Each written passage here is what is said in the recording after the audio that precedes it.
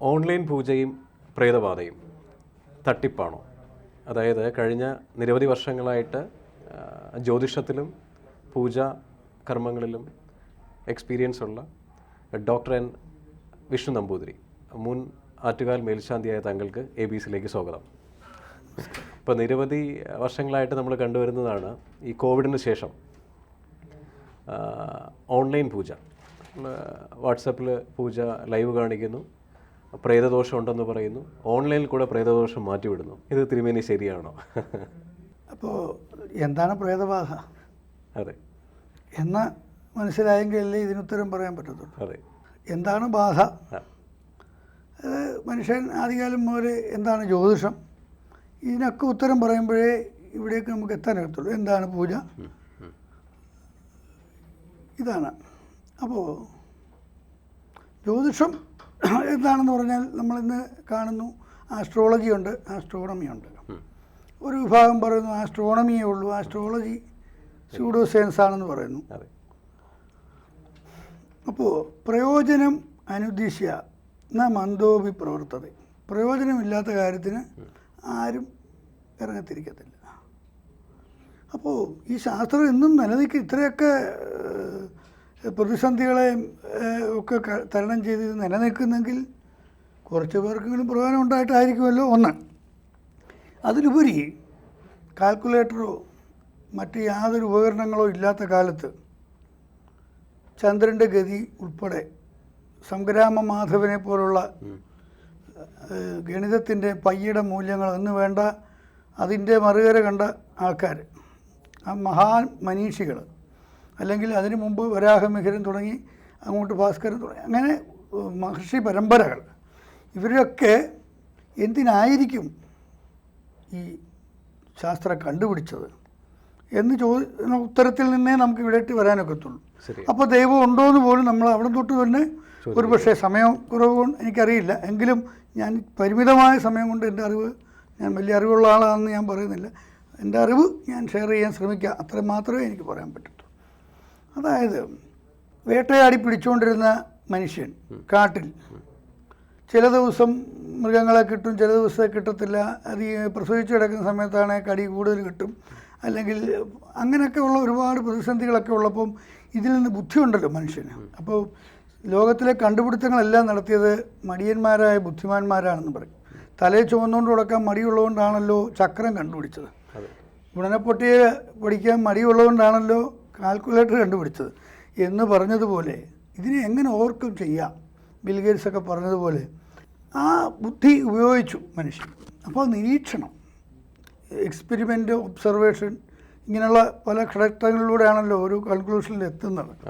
അപ്പം ഈ ഇന്നലെ കണ്ട സൂര്യനെ ഇന്നും അതേ സമയമാകുമ്പോൾ കാണുന്നു, അല്ലെ ചെറിയ ചെറിയ വ്യത്യാസത്തിൽ അങ്ങോട്ടും ഇങ്ങോട്ടും നീങ്ങുന്നതായിട്ട് കാണുന്നു, അല്ലെ ചന്ദ്രൻ ചെറുതായി വരുന്നതായിട്ട് കാണുന്നു. ഇങ്ങനെ നിരീക്ഷിച്ച് പരമ്പരയാ അറിവ് പകർന്നു കൊടുത്ത് തന്നെയാണ് ഇങ്ങനെയുള്ള ശാസ്ത്രങ്ങളൊക്കെ. ഇന്നും ഇപ്പോൾ നമ്മൾ ഈ TV കാണുന്നു,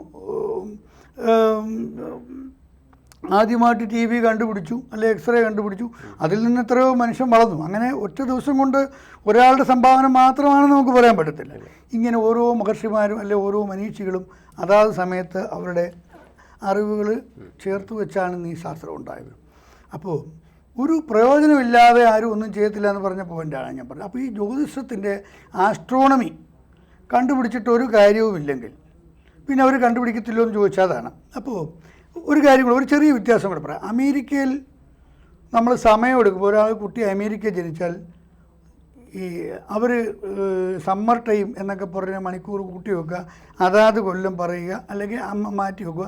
ഇങ്ങനെ നമ്മൾ ഈ 10 മിനിറ്റ് നേരത്തെ വെച്ചാൽ നമുക്ക് സ്കൂളിൽ പോകാൻ നേരത്തെ പറ്റുമല്ലോ, എന്നിട്ട് ആ 10 മിനിറ്റോടെ നമ്മൾ കുറച്ച് കണക്കാക്കുന്ന മനുഷ്യരൊക്കെ ഉണ്ട്. അപ്പോൾ ഇത് എത്രത്തോളം ശരിയാണെന്നുള്ളത് പിന്നത്തെ കാര്യം. എങ്കിൽ പോലും ഇങ്ങനെയൊക്കെയാണ് അവിടുത്തെ രീതി. അതെന്തുകൊണ്ടാണ്? അവർക്ക് ആക്ച്വൽ ടൈം കിട്ടിയിട്ട് പ്രത്യേകിച്ച് പ്രയോജനമൊന്നും അവർക്ക് അറിയത്തില്ലായിരുന്നു അന്ന്. എന്നാൽ ഇവിടെ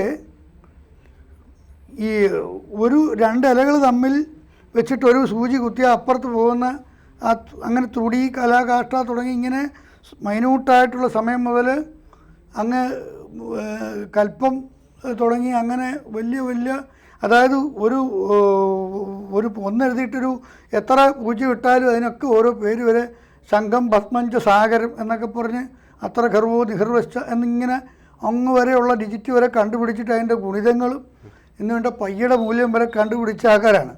അതുപോലെ ഗ്രഹണം വരെ കൃത്യമായിട്ട് ഒരു കാൽക്കുലേറ്ററും ഇല്ലാതെ ചുമ്മാ മലന്ന് കിടന്ന് ആകാശത്ത് നോക്കി കണ്ടുപിടിച്ച ബുദ്ധിമാന്മാരായ അവർ ഒരു കാര്യമില്ലാത്ത കാര്യത്തിന് മെനക്കെട്ടു എന്ന് ചിന്തിക്കുന്നതാണ് യുക്തിവാദികളുടെ യുക്തിഹീനത. അപ്പോൾ യുക്തിയുള്ളവർ യുക്തി ഉണ്ടെന്ന് പറയത്തില്ല. അപ്പോൾ യുക്തി ഉണ്ടെന്ന് പറയുമ്പോൾ തന്നെ അതിൻ്റെ അർത്ഥം അവർക്ക് തന്നെ തോന്നുന്നതാണ് യുക്തിഹീനതയാണോ എന്ന്. എന്നല്ലേ അതിനകത്ത് നമുക്ക് മനസ്സിലാക്കണം. ഞാൻ ആരെയും വിമർശിക്കുമല്ല. അപ്പോൾ നേതി എന്ന് പറഞ്ഞ് എല്ലാത്തിനെയും തള്ളിക്കളയാൻ പറഞ്ഞ ശങ്കരാചാര്യരാണ്. അതായത് ഏതിനെയും ചോദ്യം ചെയ്തോളാൻ പറയുന്ന ചോദ്യങ്ങൾക്കൊക്കെ സ്വാഗതം ചെയ്യുന്ന ഒരു പ്രസ്ഥാനമാണ് നമ്മുടെ പരമ്പരകളെന്ന് പറയുന്നത്. അതായത് ഹിന്ദുമതം ആരും ഒരാളുണ്ടാക്കിയതല്ല, ഒരു പ്രത്യേക ഒരു വലിയ സംസ്കാരമാണ്. അപ്പം ഇത്ര ശാസ്ത്രീയമായ ഇതിനകത്ത് അതിനാണ് ആസ്ട്രോളജി ഉണ്ടായത്. എന്തിനാണെന്ന് വെച്ചാൽ ആസ്ട്രോണമി എന്താ, അതായത് വാന നിരീക്ഷണം അല്ലെങ്കിൽ ശാസ്ത്രം ഇന്ന് പറയുന്ന ഗ്രഹഗോള ശാസ്ത്രം ഉണ്ടായത് എന്തിനാണെന്ന് വെച്ചാൽ ഇത് നമുക്ക് എങ്ങനെയെങ്കിലും പ്രയോജനപ്പെടുമോ അറിയാനാണ്. അതായത് നാളെ രാവിലെ എത്ര മണിക്ക് സൂര്യൻ ഉദിക്കും, അല്ലെങ്കിൽ എത്ര മണിക്ക് അസ്തമിക്കും, അല്ലെങ്കിൽ എന്ന് ഗ്രഹണം ഉണ്ടാകും. അപ്പോൾ ആ സമയത്ത് നമ്മൾ എന്തൊക്കെ മുൻകരുതൽ എടുക്കണം അതിനുവേണ്ടി കണക്ക്, അല്ലെങ്കിൽ എന്നാണ് ഇനി കർത്തവാവ് അല്ലേ. നമ്മൾ ഇപ്പോൾ എന്താണ് ഈ ചന്ദ്രനിൽ ഇറങ്ങി എന്ന് വരെ പറയുന്നു, എനിക്കറിയാൻ വയ്യ, എന്തായാലും ഇറങ്ങി എന്നിവിടെ പറയുന്നു, രണ്ടഭിപ്രായം പറയുന്നു, ശരിയായിക്കട്ടെ, നന്നായി വരട്ടെ. അപ്പോൾ ഇറങ്ങിയിട്ട് പോലും വേലിയേറ്റത്തിനും വേലിയിറക്കത്തിനും വ്യത്യാസമില്ല, അല്ലെങ്കിൽ വാവ് അടുക്കുമ്പോൾ പശു മതി കാണിക്കുന്നതിന് വ്യത്യാസമില്ല, അല്ലെങ്കിൽ നട്ടുച്ചയ്ക്ക് മുറിഞ്ഞാൽ കൂടുതൽ ബ്ലഡ് പോകുന്നു, അല്ലെങ്കിൽ ഇങ്ങനെയുള്ള പ്രാപഞ്ചിക പ്രതിഭാസങ്ങൾക്കൊന്നും വലിയ വ്യത്യാസങ്ങളൊന്നുമില്ല. അതാണ് തിരുമേനി. അപ്പോൾ ഞാൻ പറഞ്ഞത്, അപ്പോൾ അതുകൊണ്ട് ഇത് തമ്മിൽ ബന്ധമുണ്ട് എന്ന് മനസ്സിലാക്കിയവരാണ് ഇതിനെ നിരീക്ഷിച്ചാൽ ഇത് പ്രിഡിക്റ്റ് ചെയ്യാൻ പറ്റുമോ എന്നുള്ള അതിനെ നിരീക്ഷിച്ചാണ് ഈ ശാസ്ത്രം ഉണ്ടായെന്ന് ഞാൻ പറഞ്ഞുള്ളൂ. അപ്പോൾ അതുകൊണ്ട് ആസ്ട്രോളജി എന്നുള്ള സംഭവത്തിൽ നിന്നാണ്, ആസ്ട്രോണമി എന്നുള്ള സംഭവത്തിൽ നിന്നാണ് ആസ്ട്രോളജി ഉണ്ടായത്. ആസ്ട്രോളജിക്ക് വേണ്ടിയാണ് ആസ്ട്രോണമി അന്നുണ്ടായത്. അല്ലാതെ ഇപ്പോൾ നമ്മൾ ചൊവ്വയിലേക്ക് ആളിനെ വിട്ടിട്ടോ അല്ലെങ്കിൽ വോയേജർ പോയിട്ടോ കാര്യമൊന്നുമില്ല. എന്തെങ്കിലും അവിടെ മനുഷ്യൻ എന്താ ആലോചിക്കുന്നത്, ഇവിടുത്തെ സ്ഥലമെല്ലാം തീർന്നു കഴിഞ്ഞാൽ ഇനിയും അവിടെ പോയി താമസിക്കാൻ പറ്റുമോ എന്നുള്ളതാണ്. അപ്പോൾ അവിടെ ചൊവ്വ എന്ന് പറഞ്ഞാൽ കുജനാണ്, കുവിങ്കിൽ നിന്ന് ജനിച്ചവൻ എന്നാണ് പറയുന്നത്. അതായത് ഭൂമിയുടെ അതേ ഏതാണ്ട് സാഹചര്യം ഉണ്ടെന്ന് അന്നേ കണ്ടുപിടിച്ചു. അത് തിരുമേനി, ഇപ്പോൾ ഈ തിരുമേനി പറയുന്ന കാര്യങ്ങൾ ഓൾമോസ്റ്റ് എല്ലാം, അതായത് ഈ പറയുന്ന വേലികയറ്റം വേലിയിറക്കം അതെല്ലാം പ്രാപഞ്ചികമാണ്. അതായത് ഇപ്പം ഈ സമയം മാറുന്നത്, സമയം ഓരോ സ്ഥലത്ത് കുട്ടി ജനിക്കുന്നത്, അതിൻ്റെ കാൽക്കുലേഷൻസും പ്രഡിക്ഷൻസും എല്ലാം ഡിഫറെൻ്റ് ആണ്. ഈ അമാവാസി, പൗർണമി ഇതെല്ലാം പ്രാപഞ്ചികമാണ്. പക്ഷേ ഈ പ്രാപഞ്ചികമായ ജീവിതത്തിൽ, പ്രാപഞ്ചികമായ സമയത്ത് നമ്മൾ കോവിഡ് വന്നതിന് ശേഷമാണ് ഈ ഒരു മാറ്റം വന്നത്. പല ആസ്ട്രോളജേഴ്സും ഓൺലൈൻ കൺസൾട്ടേഷൻ ചെയ്യുന്നു, അത് നല്ല കാര്യം. ഈ വാട്സപ്പ് കോളിൽ കൂടെ കസ്റ്റമർ സംസാരിക്കുന്ന സമയത്ത് പ്രേതബാധ ഉണ്ടെന്ന് പറയുകയും പ്രേതബാധ ഉണ്ടാകാതിരിക്കാം, ഉണ്ടായിക്കഴിഞ്ഞാൽ അതിനെ ഓൺലൈനിൽ കൂടെ മാറ്റി കൊടുക്കുന്നു. സോ ഓപ്പോസിറ്റ് നിൽക്കുന്ന ആൾ ഓൺലൈനിൽ വരുന്നു, നിങ്ങളുടെ ജാതകത്തിലുള്ള പ്രേതബാധയുണ്ട്, അത് ഈ പൂജ കഴിഞ്ഞവിടെ മാറുന്നു. അപ്പോൾ ഒരു പൂജ തുടങ്ങുന്നത് മുതൽ അവസാനം വരെയും ഈ ആള് ആരാണോ അങ്ങനെ ചെയ്യാറുണ്ട്. അതിന് എത്രത്തോളം സത്യമുണ്ട്, അത് ശരിയാണോ? പറയാം. ഈ കോവിഡ് വന്നതുകൊണ്ട് ഏറ്റവും ഒരുപാട് മാറ്റം ഉണ്ടായത് ജ്യോതിഷ ഫീൽഡിലാണെന്ന് അനുഭവമുണ്ട്. കാരണം ഈ ഞങ്ങൾക്ക് ഇവിടെ ഒരു അനുഭവം പറഞ്ഞാൽ മതിയല്ലോ.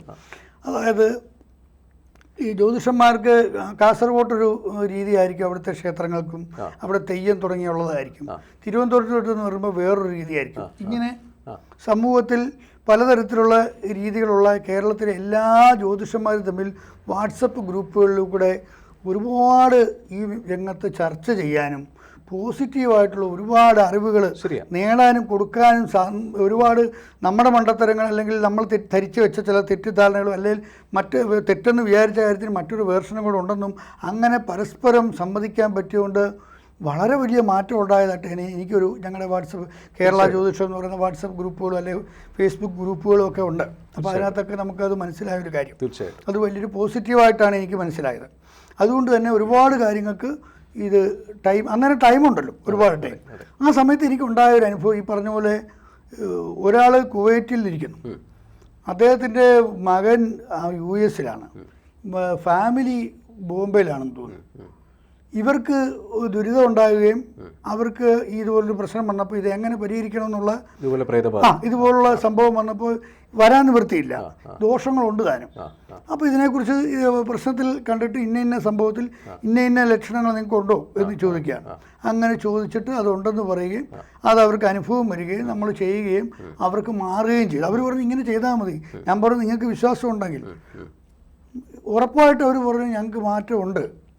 അങ്ങനെ ഒരു പോസിറ്റീവ് ഇഷ്ടം പോലെ അനുഭവങ്ങൾ. അപ്പോൾ അത് ആളിനെ പറയുന്നത് ശരിയല്ലാത്തതുകൊണ്ട് മാത്രം. അപ്പോൾ അത് അങ്ങനെ അനുഭവം വന്നപ്പോൾ അതിനകത്തൊരു കാര്യമുണ്ട്. അത്ര ലോകം ഭവത്ത് ഏകനിടം ഏകം സത് വിപ്രാ ബഹുധാ വദന്തി. ഇതെല്ലാം ഒന്നാണ്. ഒരു ഭൂമിയുടെ ഒരു രണ്ടറ്റം എന്നുള്ളതേ ഉള്ളൂ. അല്ലെങ്കിൽ ഈ വായു തന്നെ അവിടെ ഇതിന് ശരിയായ നിയമം സ്റ്റീഫൻ ഹോക്കിൻസ്, അതായത് ബട്ടർഫ്ലൈ എഫക്റ്റ് എന്ന് കേട്ടിട്ടില്ലേ? ഒരു ചിത്രശലഭം ചിറക് വിരിച്ചാൽ അത് അടുത്ത കൊല്ലം അന്റാർട്ടിക്കയിൽ ഒരു കഷ്ണം മഞ്ഞ് തുള്ളി താഴെ വീഴും. നമ്മൾ കണ്ടുപിടിച്ചതല്ല. അപ്പോൾ അതുകൊണ്ട് 100% അവിടെ ഇരിക്കുന്ന ഒരാൾ സംസാരിക്കുന്ന ഇവിടെ കേൾക്കുന്നില്ലേ, അത് ഏത് തരത്തിലും ആയിക്കോട്ടെ. ശബ്ദം കൊണ്ട് പുഷ്പവിമാനത്തിനെ മനസ്സ് ചിന്തിക്കുമ്പോൾ തന്നെ ഇത് നമ്മുടെ അടുത്ത് നിന്ന് പോകുന്നു എന്ന് അന്ന് പറഞ്ഞപ്പോൾ ഒരു 10 കൊല്ലം മുമ്പ് പറഞ്ഞാൽ അറിയത്തില്ലായിരുന്നു. ഇപ്പോൾ AI വന്നിട്ടത് നമുക്ക് മനസ്സിലാകുന്നു എന്ന് പറഞ്ഞ പോലെ ഇതിനെല്ലാം ശരി. അപ്പോൾ തിരുമേനി പറയുന്നത് ഈ പറയുന്ന കോവിഡ് കാലഘട്ടങ്ങളിൽ തിരുമേനിക്ക് ഇങ്ങനെ അനുഭവം ഉണ്ടായി, നിരവധി അനുഭവം. അത് കഴിഞ്ഞപ്പോൾ ഞങ്ങൾക്ക് അതൊരു നല്ലൊരു. അപ്പോൾ ഇത് ശരിക്കും ഈ ഓൺലൈൻ കൺസൾട്ടേഷനും പ്രേതബാധയും തട്ടിപ്പല്ല, പ്രേതബാധയെ തട്ടിപ്പല്ല. ഇത് കറക്റ്റായിട്ട് ഡയഗ്നോസ് ചെയ്യാൻ പറ്റും. ഇപ്പം ഞാൻ ചോദിക്കട്ടെ, ആധുനിക വൈദ്യശാസ്ത്രം തട്ടിപ്പാണോ എന്ന് ചോദിക്കുന്ന പോലെ ഉള്ളൂ. അതിനകത്ത് ഇപ്പോൾ ഞാൻ ചോദിക്കട്ടെ, 40 ലക്ഷം അല്ലെങ്കിൽ 1 കോടി രൂപ മുടക്കി MBBS പഠിച്ചു 50 മാർക്കുള്ളവൻ 1 കോടി രൂപ മുടക്കി പഠിച്ച് അവൻ്റെ മുമ്പിൽ മലന്ന് കിടക്കുന്നവൻ്റെ അവസ്ഥയൊന്ന് ആലോചിച്ച് നോക്കി. ശരി, അവൻ കിഡ്നി മുറിച്ച് വിൽക്കുമോ അതോ നന്നാക്കുമോ? അവനെത്ര ഏണിങ്സ് ഉണ്ടാകണം. പക്ഷേ പണ്ട് ഈ ജ്യോതിഷമൊക്കെ കണ്ടുപിടിച്ചവരാരും വീട്ടിൽ പിള്ളേർക്ക് എന്താണ് മേടിച്ചു കൊടുക്കാൻ വേണ്ടിയിട്ടല്ല, അവർക്കൊന്നും എന്താണ് ലോകത്തിനോട് താല്പര്യത്തോട് അങ്ങനെ ചെയ്താൽ. തിരുമേനി പറയുന്നത് ഇങ്ങനൊരു പ്രോബ്ലം ഉണ്ടെന്നുണ്ടെങ്കിൽ നമുക്ക് ഓൺലൈൻ കൺസൾട്ടേഷൻ എടുക്കുകയും ചെയ്യാം. കറക്റ്റായിട്ട് പ്രോബ്ലം ഡയഗ്നോസ് ചെയ്ത് കഴിഞ്ഞാൽ പൂജാവിധികൾ കൂടെ മാറ്റുകയും ചെയ്യാൻ പറ്റും. വളരെ സന്തോഷം തിരുമേനി. വളരെ അത് ഞാൻ ദൃഢമായിട്ട് പലരും ഈ ചോദ്യം ചോദിക്കുമ്പോൾ ഭയക്കുക പതിവ്. നമുക്ക് ഭയക്കേണ്ട കാര്യമില്ല. പക്ഷെ ഒരു ക്വാളിഫൈഡ് അസ്ട്രോളജർ ആണെങ്കിൽ ആ ഗ്രഹസ്ഥിതിയിൽ എവിടെയാണ് പ്രേതബാധ എന്ന് കണ്ടുപിടിക്കുകയും അതിനൊരു അവിടെ ഒരു ചെറിയ വിവരണം ആവശ്യമുണ്ടെന്ന് എനിക്ക് തോന്നുന്നു. അതായത് ഈ പ്രേതബാധ ഉണ്ടോ, പ്രേതമുണ്ടോ എന്ന് നിങ്ങൾക്ക് ചോദിക്കാവുന്നതാണ്. അല്ലെങ്കിൽ നമ്മൾ ഓരോരുത്തരും ഇന്നിപ്പോൾ ആ ഒരു ചോദ്യത്തിലേക്ക് പോകാത്തത് നമ്മുടെ വളരെ കുറച്ചുള്ള സമയം കൊണ്ടാണ് നമ്മൾ ഈ ഒരു ക്വസ്റ്റ്യനിലേക്ക് വരുന്നത്. അപ്പോൾ ഞാനത് പെട്ടെന്ന് പറഞ്ഞു. അതായത് നമ്മൾ ചോദിക്കുന്നത് മരണം എന്താണെന്ന് മനസ്സിലാവണം, അല്ലെങ്കിൽ പ്രേതം എന്താണെന്ന് മനസ്സിലാവണം. ഇപ്പം നമ്മുടെ കൺസെപ്റ്റ് വെച്ച്, അതായത് MBBS മുഴുവൻ എൻ്റെ ഒരുപാട് ബന്ധുക്കളുണ്ട്. MBBS പഠിച്ചവരോട് പലരോട് ചോദിച്ചപ്പോഴും അവർക്കാർക്കും ഈ സോളെന്നോ അല്ലെങ്കിൽ ആത്മാവ് അല്ലെങ്കിൽ ഇങ്ങനെയുള്ള സംഭവങ്ങളെക്കുറിച്ചൊന്നുമില്ല. അത് ഡെത്തായി എന്നുള്ളതല്ലാതെ കൊണ്ട് അങ്ങനെ ഒരു കൺസെപ്റ്റ് പഠിക്കാനില്ല, കാണിക്കാനുമില്ല. പക്ഷേ ഇതില്ലാത്തതാണോ? കാരണം ഈ energy neither create nor destroy, ഊർജ്ജം നിർമ്മിക്കാനും നശിപ്പിക്കാനും സാധ്യമല്ല. ജീവിച്ചിരിക്കുന്ന ഒരു വ്യക്തി, അയാളെ 99 വയസ്സിൽ ഞങ്ങളുടെ അപ്പുറത്തെ സാറ് ജീവിച്ചിരുന്നു, മരിച്ചു കഴിഞ്ഞപ്പോൾ തൊട്ട് പുഴു അരിച്ച് അല്ലെങ്കിൽ ഈച്ച അരിച്ചു തുടങ്ങി. അതുവരെ അവരെ പ്രവർത്തിച്ചിരുന്ന എനർജി ഏത് രൂപത്തിലോട്ട് മാറി എന്ന് പറയാൻ പറ്റുന്നില്ല. ഒന്ന്. അപ്പോൾ ഇദ്ദേഹത്തിനൊരു മനസ്സുണ്ടായിരുന്നു. ഇപ്പം ഞാൻ വലിയൊരു അപകടം കഴിഞ്ഞതാണ്, നമ്മൾ വിചാരിക്കും അപകടം വരണം വളരെ ഭീകരമാണെന്ന്. ആ അപകടം ഉണ്ടായി, എൻ്റെ 4 പല്ല് പോയി, അപകടമൊക്കെ ഉണ്ടായി. എങ്കിൽ പോലും എനിക്കതൊന്നും ഓർമ്മയില്ല അന്നേരം. ശരിയാ. നമുക്ക് കൈയൊന്നും മുറിഞ്ഞ് വളരെ ശക്തമായൊരു മുറിവുണ്ടായാൽ മരവിച്ചു പോകും. അപ്പം ഈ അപകട മരണത്തിൽ എന്താണ് സംഭവിക്കുന്നതെന്ന് നമുക്ക് ഡിഫൈൻ ചെയ്യാൻ പറ്റുമോ? ഇല്ല. എൻ്റെ അനുഭവമാണ് ഞാൻ പറഞ്ഞത്. അപ്പോൾ ഞാൻ പറഞ്ഞത് മരണം എന്ന് പറഞ്ഞു കഴിഞ്ഞാൽ, അതായത് സത്യം പറഞ്ഞാൽ ആക്ച്വലി മരണം എന്ന് പറഞ്ഞാൽ, അതായത് ഞാൻ വീണ്ടും ചോദിക്കുകയാണ്, ഞാനിപ്പോൾ തിരിച്ചു ചോദിക്കുകയാണ്, ജീവനുണ്ടോ ഇല്ലയോ? ഇനി അഥവാ ഉണ്ടെന്ന് നമുക്ക് മനസ്സിലാക്കാം എന്നങ്ങ് വിചാരിക്കുക, സമ്മതിക്കുക, അല്ല ഇപ്പോൾ എന്ത് ചെയ്യാൻ പറ്റും? പോട്ടെ, ജീവനുണ്ട്. ഇത് ഹൃദയത്തിലാണോ തലച്ചോറിലാണോ ഇരിക്കുന്നത്? അറിയില്ല. ഹൃദയത്തിലാണെന്ന് പറഞ്ഞാൽ ഞാൻ തന്നെ അടുത്ത ചോദ്യം ചോദിക്കും, ഹൃദയം മാറ്റി വെക്കുന്നില്ലേ? പ്ലാസ്റ്റിക് ഹൃദയം കൊണ്ട് ജീവിക്കുന്നില്ലേ? തലച്ചോറിലാണെന്ന് പറഞ്ഞാലും ചോദിക്കും, ബ്രെയിൻ ഡെത്ത് ആയി കഴിയുമ്പോഴാണ് ഇത് മാറ്റി വെച്ചോളാൻ പറയുന്നത്. 1.5 മണിക്കൂറോളം അല്ലെങ്കിൽ കുറേ നേരത്തേക്ക് ചെന്നൈയിൽ നിന്ന് ഇവിടം വരെ കൊണ്ടുവരുന്ന ഹെൽപ്പ് ഡോക്ടറെ കയറ്റി കൊണ്ടുവന്ന് വെച്ച് പിടിപ്പിക്കാം. അപ്പം ജീവനുള്ള കൺസെപ്റ്റ് എന്താണ്? അപ്പോൾ ഭാരതീയ ശാസ്ത്രപ്രകാരം 10 പ്രാണനാണ്. പ്രാണനപാനം വ്യാനം ഉദാനം സമാനം നാഗം കൂർവം കൃതം ദേവത്വം തന്നെ ചെയ്യും. ഓരോ പ്രാണനും ഒന്നിച്ചല്ല പോകുന്നതിനുള്ളതിൻ്റെ തെളിവാണിത്. ശരിയാ ശരിയാ. നമുക്ക് മാത്രം, അതായത് നമുക്കെന്ന് പറയുന്നത് ഹിന്ദു ഇതിൽ മാത്രം മരിച്ചിട്ട് വീണ്ടും എഴുന്നേറ്റ് വരത്തില്ല എന്നറിയാവുന്നതുകൊണ്ട് ദഹിപ്പിക്കുക ചെയ്യുന്നത്. മറ്റാരെയും ഇത് പറഞ്ഞതല്ല. കൊറോണ സമയത്ത് അത് ശരിയാണെന്ന് കണ്ടുപിടിച്ചു. മറ്റാരെയും പറയുന്നതല്ല. ഒരുപാട് ഒരേ സ്ഥലത്ത് ഒരുപാട് ഡെഡ് ബോഡി അടക്കം ചെയ്ത് കഴിയുമ്പോൾ തൊട്ടടുത്ത കിണറ്റിലൊക്കെ നെയ്യ് ഇറങ്ങുന്നു. അങ്ങനെ പരിസ്ഥിതിക പ്രശ്നങ്ങളുണ്ട്. നേരെ മറിച്ച് ദഹിപ്പിക്കുമ്പോൾ അതില്ല. അപ്പോൾ ഇതിനകത്ത് എല്ലാ പ്രാണനും പോകുമെങ്കിലും ധനഞ്ജയ പ്രാണൻ മാത്രം അതിൽ നിൽക്കും. ഓരോ പ്രാണനും ഓരോ ജോലി, പ്രാണൻ്റെ ജോലി ശ്വാസോച്ഛ്വാസം, അപാരൻ്റെ ജോലി വിസർജനം, വ്യാൻ്റെ ജോലി, ഇതെല്ലാം എടുത്തിരിക്കും. അങ്ങനെ ഓരോരുത്തർക്കും ഓരോ ഇങ്ങനെ ഓരോന്നിനും ഉണ്ട്. ഇതിൽ ധനഞ്ജയൻ്റെ ജോലി എൻ്റെ വീട്, എൻ്റെ കുടുംബം, മനസ്സുമായിട്ട് ബന്ധപ്പെട്ടാണ്. ഇത് അസ്ഥിയിലാണ് അല്ലെങ്കിൽ ദഹിപ്പിക്കും, എന്തിനാണ് സഞ്ചയനം നടത്തുന്നതെന്നൊക്കെ ചോദിക്കാം. അതായത് സഞ്ചയനം നടത്തുന്നതിൽ കാർബൺ 12 ഐസോട്ടോപ്പിൻ്റെ ഹാഫ് ലൈഫ് എടുത്തിട്ടാണ് ഫോസിലിൻ്റെ പ്രായം നിർണ്ണയിക്കുന്നത്. റേഡിയോ ആക്ടിവിറ്റി ഉണ്ട്, അല്ലെങ്കിൽ കാർബൺ ഡേറ്റിംഗ് എന്നൊക്കെ കേട്ടിട്ടില്ലേ, ഒരു അസ്ഥി കിട്ടിയ എത്ര വർഷം. അപ്പോൾ ഇതിനെ അതുകൊണ്ടാണ് ഇത് ദഹിപ്പിക്കുന്നത്. അപ്പോൾ സാധാരണ കാർബണായി മാറുന്നു. ഇതിനെ എല്ലാം 206 അസ്ഥിയും അല്ലെങ്കിൽ 208 അസ്ഥിയും എത്രയാണെന്ന് വെച്ചാൽ എല്ലാ അസ്ഥിയും പെറുക്കി എടുക്കണമെന്നാണ്. ഇഡലി ഇന്ന ധൃതിയാകുന്നതുകൊണ്ട് ഓരോ അസ്ഥി ഇപ്പോൾ എടുക്കുന്നുള്ളൂ. അതല്ല, എല്ലാ അസ്ഥി എടുക്കുകയും പച്ചക്കലത്തിനകത്താക്കി വെച്ച് പ്ലാവിൻ്റെ കീഴ് വെക്കുമ്പോൾ അതിന് ആ പ്ലാവ് വലിച്ചെടുക്കുക ചെയ്യുന്നത്. ഇത് കൊണ്ടുപോയി കളയുകയൊന്നും വേണ്ട. ഇന്നിപ്പോഴത്തെ ആസ്ട്രോളജി മൂത്തിട്ട്, അതായത് ഈ സ്യൂഡോ ആസ്ട്രോളജിക്കാർ അല്ലെങ്കിൽ വായനക്കാരെന്നോ അല്ലെങ്കിൽ ഈ എന്തെങ്കിലും പറഞ്ഞ് മുറിവെയ്ത്തിന് ആളെ കൊല്ലുമെന്ന് പറഞ്ഞ പോലെ ഇന്നിപ്പോൾ ഇന്നലെ ഒരാൾ വിളിച്ചു കൂട്ടി, ഇന്നലെ അച്ഛൻ മരിച്ചു, അപ്പോൾ മകത്തിൻ്റെ അന്ന് മരിച്ചു, ഇദ്ദേഹത്തിന് എപ്പോഴാണ് ദഹിപ്പിക്കേണ്ടത്, ദഹിപ്പിക്കുന്നതിന് മുഹൂർത്തമുണ്ടോ? എടാ, മരിക്കുന്നത് പോലും മനുഷ്യന് സ്വാതന്ത്ര്യമില്ലാതായത് ഇത്തരം തട്ടിപ്പ് ജ്യോത്സ്യന്മാർ കാരണമാണ്. ഇത്രയും നല്ലൊരു ശാസ്ത്രത്തെ ഇങ്ങനെ തട്ടിപ്പായിട്ട് കുറേ പേര് നമ്മുടെ പല ചാനലിൻ്റെ പേരൊന്നും പറയുന്നില്ല, അങ്ങനെ വെറും തട്ടിപ്പായിട്ട് പറയുന്ന ആൾക്കാരുണ്ട്. ഇതൊരു ശാസ്ത്രമാണ്. ശാസ്ത്രം എന്ന് പറഞ്ഞാൽ സയൻസ് അല്ല, ശാസിക്കപ്പെട്ട നിയമങ്ങൾക്കനുസരിച്ച് പ്രവർത്തിക്കുന്ന ഒരു സാധനം. ശരി തിരുമേനി, വളരെ സന്തോഷം. വളരെ ഇൻട്രസ്റ്റിംഗ് ആണ് തിരുമേനിയോട് സംസാരിക്കാൻ. കുറേ ഇൻഫർമേഷൻസ് കിട്ടുന്നുണ്ട്. നമ്മുടെ ക്വസ്റ്റ്യൻ പ്രേതബാധ, അല്ല അതിലേക്ക് തിരുമേനി കൺക്ലൂഷൻ തന്നു കഴിഞ്ഞു. നമുക്ക് ഇതിൻ്റെ കൺക്ലൂഷൻ ജനങ്ങൾ ചോദിച്ചതിനുള്ള കൺക്ലൂഷൻ നമ്മൾ കൊടുത്തു കഴിഞ്ഞു. അടുത്ത സബ്ജക്റ്റിലേക്ക് നമുക്ക് വരാം. വളരെ സന്തോഷം. നമസ്കാരം.